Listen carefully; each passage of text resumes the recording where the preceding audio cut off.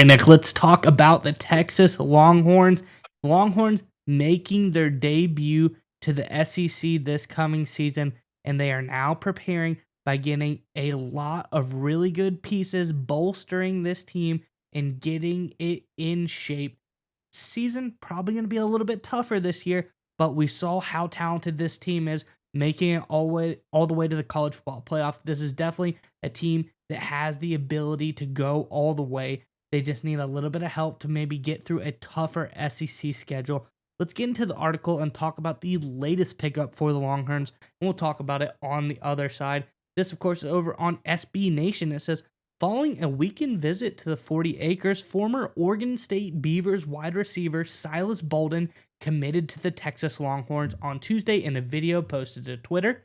In 2023, Bolden had a breakout season with 54 catches, 704 yards, and 5 touchdowns, with 2 rushing touchdowns, a punt return for a touchdown, and 23-yard average on his kick returns. Truly a jack of all trades. He can do everything.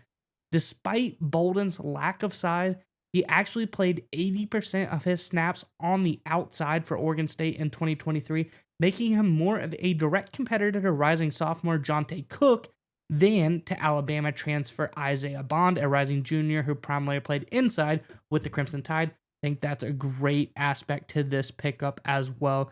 You don't want too much crossover in the players that you're adding to this roster. You want to fill it out nicely. So Texas, Steve Sarkisian has that consideration as well. I think it's a really great pickup for this Texas offense, Nick, and I think it's going to help them continue this offensive firepower moving on over into the SEC. I'm curious what your thoughts are on this one, but Texas fans, in the comment section below, you didn't get all the way to the big dance, but you had an incredible season. I don't think you can ask for much more than what Texas was able to do this early on. I'm curious, though, what are your thoughts as far as all of these offensive weapons? Who's the most intriguing one for you coming into this season? What is the most intriguing addition Texas has made so far? In the comment section below. But Nick, what do you think about this latest wide receiver addition for Texas? So obviously this guy's listed as a wide receiver, but he's basically just a do-it-all football player. You mentioned him as a jack of all trades, and we've talked about it all the time on this channel. We say the college game, especially big-time college football, which Texas obviously is, and especially in the SEC, it's essentially the NFL game. And one of the things that can be a big-time weapon for NFL offenses, and you see this on Sundays and you see it throughout the playoffs, is a guy who can line up everywhere and do a bunch of different things. He can line up as a running back and run routes out of the backfield. He can line up inside at the slot. He can line up wide. He can return kicks. He can return punts. You can get it to him reverses on speed sweeps. A guy who can do it all just to completely befuddle defenses, right? Because in the SEC, and really at this point going forward, when you go into the college football playoff, those final 12 teams, it's all about giving those defensive coordinators nightmares and creating mismatched nightmares, matchup nightmares. And that's exactly what Bolden is right here and what he will be for the Texas Longhorns going forward. I look for Steve Sarkisian to come with a lot of creative ways to use this guy. I look at a guy like Isaiah Bond from that they got the transfer for Alabama. I see him more, obviously, as more of a traditional wide receiver. That's how Sarkisian usually likes to play with his guys in terms of how he sets up his offense. But I don't think he's had a guy like Bolden yet. I think Bolden can just be another element to the offense. We know he loves the screen games with the running backs out of the backfield, but now they have a chance to do a lot of different speed sweeps, maybe more bubble slip screens with the wide receiver. And with a guy like this, who's this fast and this dynamic, here's what I really love about it in terms of offensive strategy. You send him in motion, you send him on the field and send him on a motion across the formation. All of the eyes of the defense goes running to this guy. We see this all the time, anytime any of these gadget fast guys come onto the field. And that opens up the opportunity for a lot of action the other way to outsmart defenses and create easy throws for your quarterback.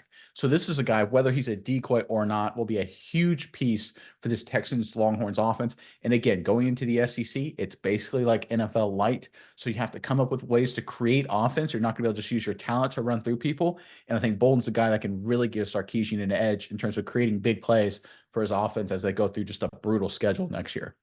Yeah, Nick, and I think this is such a great one for them to pick up as far as a receiver, because this is a guy whose true talent really hasn't been unlocked yet.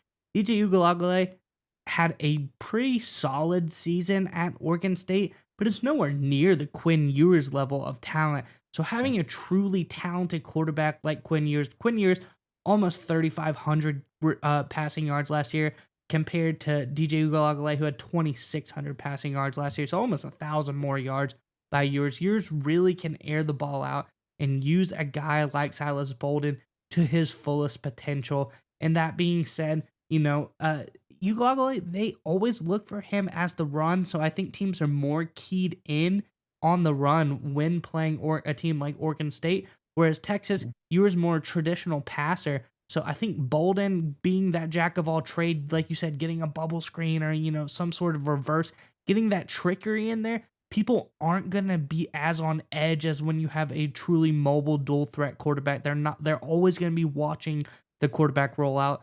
They won't expect that with a guy like Ewers, but with Uiagalelei, they do expect something like that. So I think Bolden may be able to thrive in that aspect a little bit better for the Texas offense. So overall, I think it's a really great pickup for the Longhorns. I'm excited to see how he does.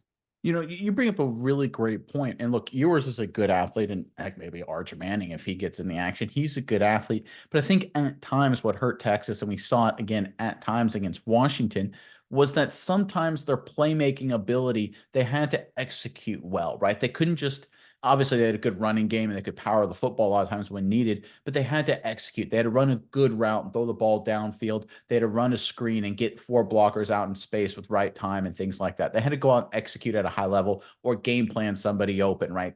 Which is very doable, and Texas certainly had a good season.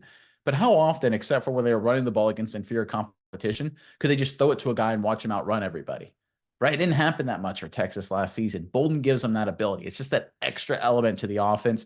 And again, Bolden was a guy at Oregon State where teams played Oregon State, to your point, very, very safely. They were looking out for these kind of trickerations all the time because of DJ Uiagalelei's talents.